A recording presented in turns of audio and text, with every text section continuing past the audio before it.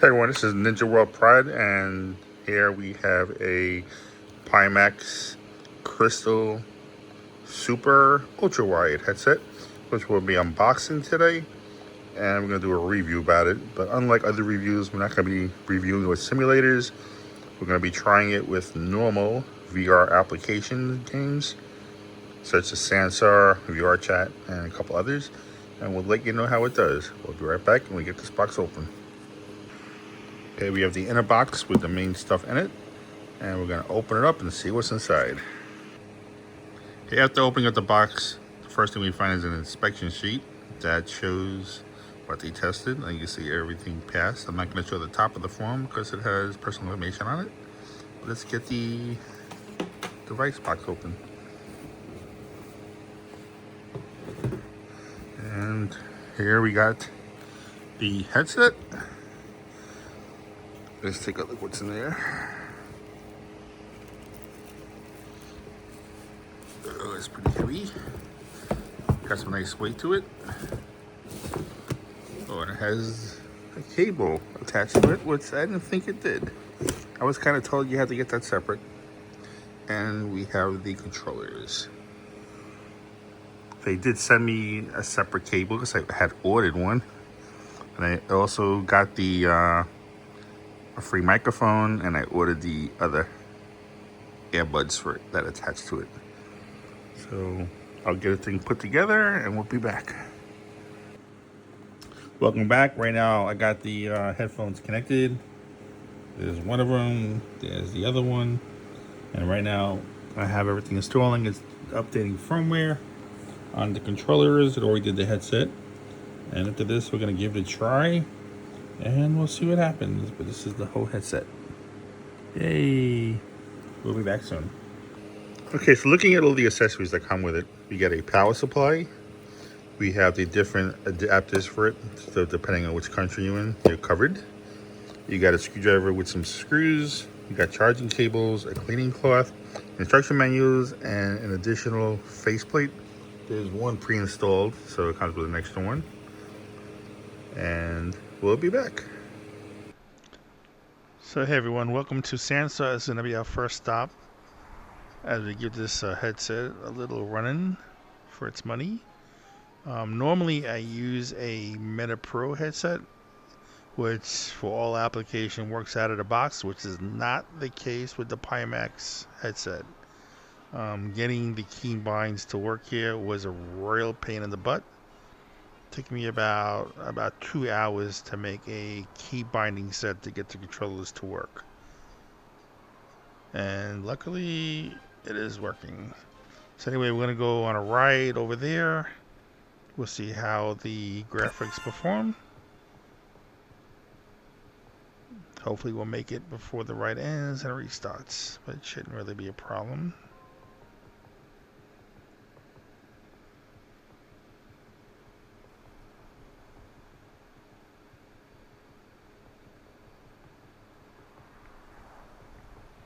But one thing that doesn't compare is the clarity of the Pimax. It destroys the Meta headset. Everything is super bright, super clean, super sharp. At a switch, getting things to work was a little bit simpler. But one thing about the Pimax over the Meta headsets is that you have to be a tinkerer and not be afraid to change settings to get things to work. If you want something that works out of the box, Pimax is not for you. If you don't mind playing with settings and figuring things out, then it's not a bad option. So right now we're in the 90 frame per second mode, which is the max for this headset because of the displays. I'm not running in ultrawide right now. I'm running in the normal mode since ultrawide recordings come out too wide. As you can see, things are moving pretty smoothly. Can't complain about it. There's no blur, no tearing. Everything is running good.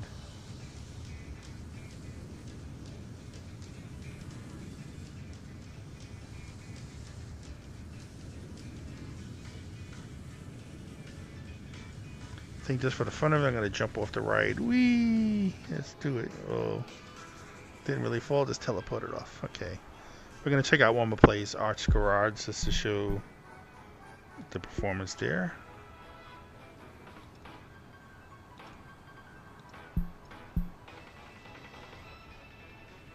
Let's see.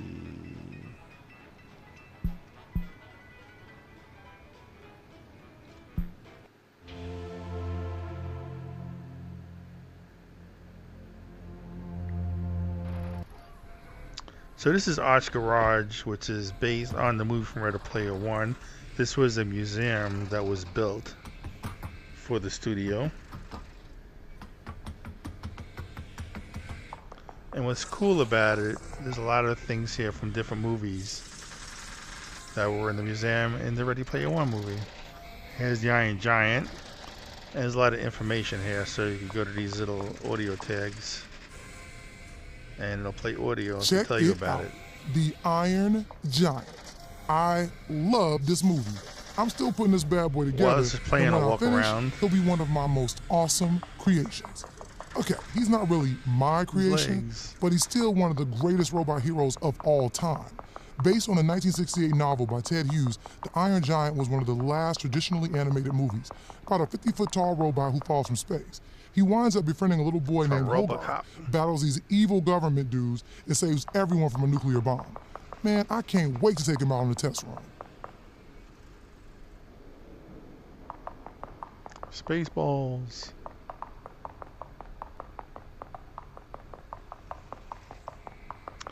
So at least with this system, Sansar, I didn't make any visual adjustments to anything. And it seems to be running pretty good. And I'm sure once I tweak everything in the graphic settings, I'll probably get it to play even better. But everything is super sharp. Nothing to complain about.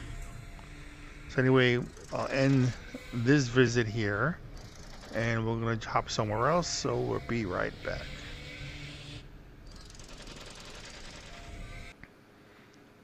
Okay, welcome to VR chat. Again, here the controllers worked out of the box. I believe there was already a binding for it. And unlike the MetaQuest, getting eye tracking to work, having to run different software was always a pain. But here, as you see on blink of my eyes, it is working perfectly out of the box. All you have to do is turn your settings on, and to activate them in VR chat, you just got to go to your mini menu, which is not, that was the smaller one. Come on, give me it. There it goes. And you want to go to Options, OSC. Right now I have it enabled, but if it's disabled like it is now, just enable it. And as long as you have the OCS turned on in the Pimax software, it'll communicate automatically and work. Great. So let's see if we can find a place to go to. That'll be interesting to see how the graphics perform. Let's see what's popular right now. Let's see. I don't want to spend too much time looking. I'm just going to pick something that's pretty active. Let's go to Cozy Christmas. And I'm going to do I think we'll do a new instance. Just make it Friends Plus for now and join.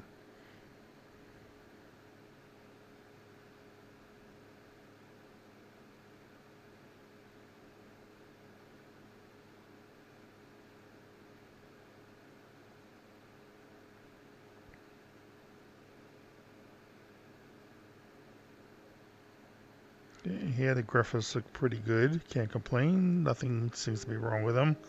Unlike Rec Room, we had all the tearing going on. Things are very solid here. At a much higher resolution. Let's see what's outside.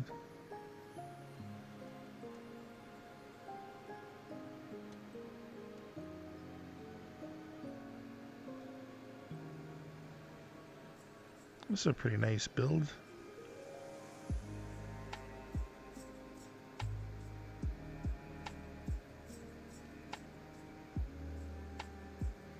And now we're at the back of the house. Anyway, let's get out of here. I'm gonna go somewhere else. Be right back.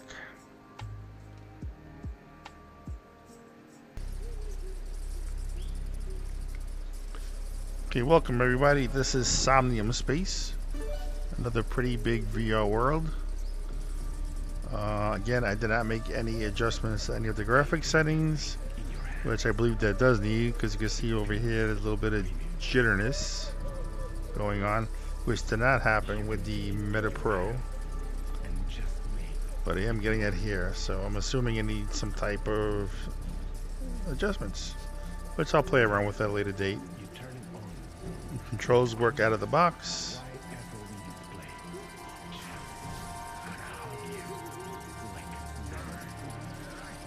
There's lots to do here, plenty of things. Right now I'm just gonna grab a car and we'll drive around.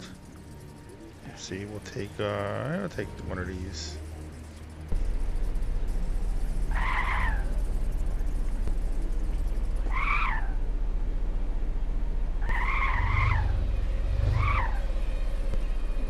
That's so weird driving.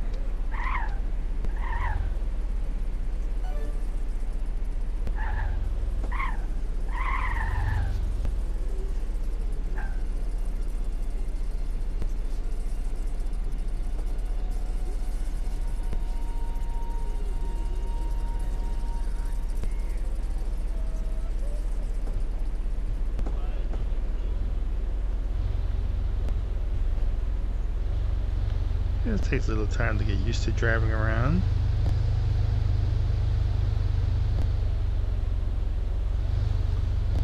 Oh, but you ever want to see a great experience? Come with the Somnium Space. You gotta check out this planetarium, which we're coming up to. It gives you a really good show. It's about 45 minutes long, give or take a few.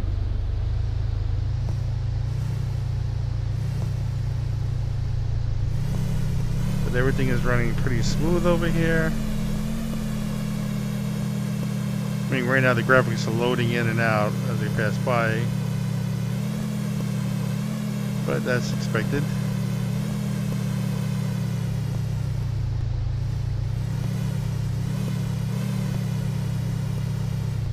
Let's get out, walk around.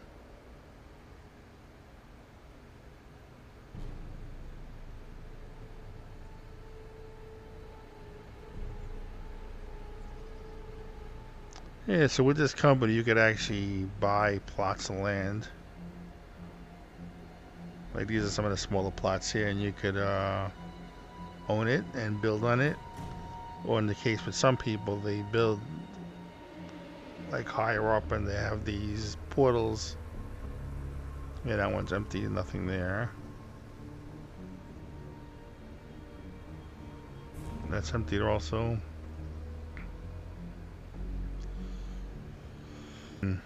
Let's see if we can find a world that has something in it.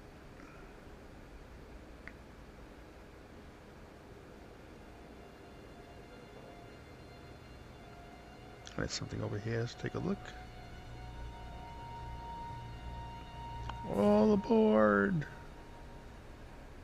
It is a world here. Let's see what it is. Oh, look at that. Cool graphics.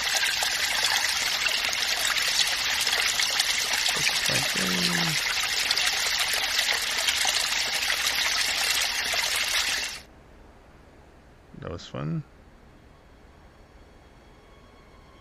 Little dancing mama.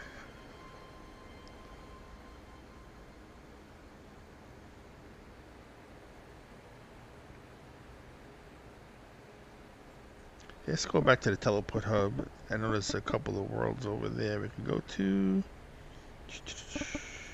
Go to city center.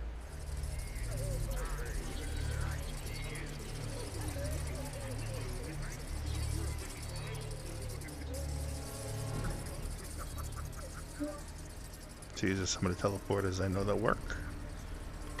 We'll download the world.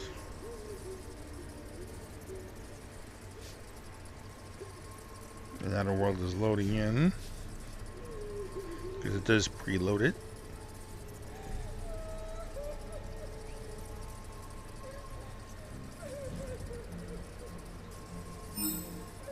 It's ready. Let's launch it.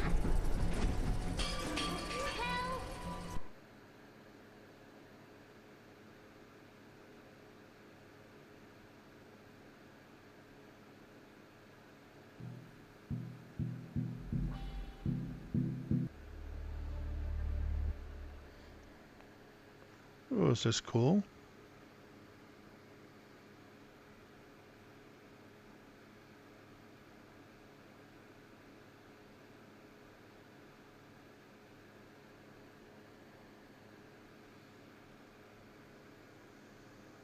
Very interesting. Let's see if we can walk further.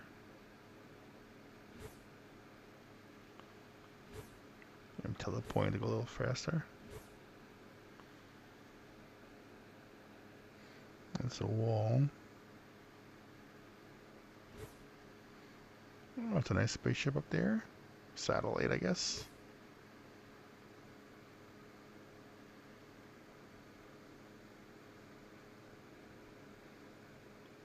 See what these panels do.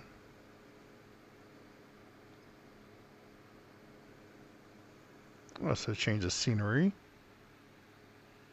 Pretty cool.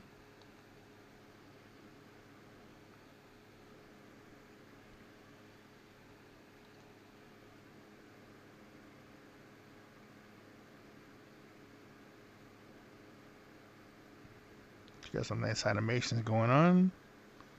Again, everything is running perfectly fine. Everything's nice and sharp.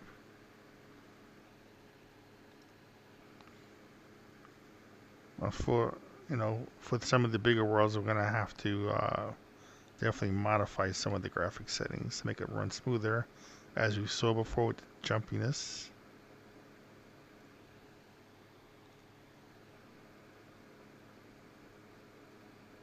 Very cool. So anyway, we're gonna head out of here and end the video. I believe you can see what the headset can do. I may make complaints about what it can't do. The only other complaints I have about this headset is that other than coming with a quick setup guide, you have no instructions for anything. Their website has no information about controllers, the controller bindings. All you find is information about other controllers, such as I believe it's the Steam headset. They have instructions for those controllers, but nothing about the actual Pimax standard controllers. There's no documentation at all about them other than how to charge them and how to pair them.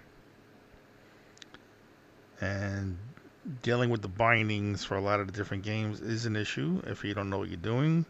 It's definitely going to be a learning curve, so expect trouble with that. And expect to have to play with graphic settings. It also came with a set of screws as a screwdriver. There's no documentation about what comes in the box or what they were for, so I went a little crazy trying to figure out what they were for.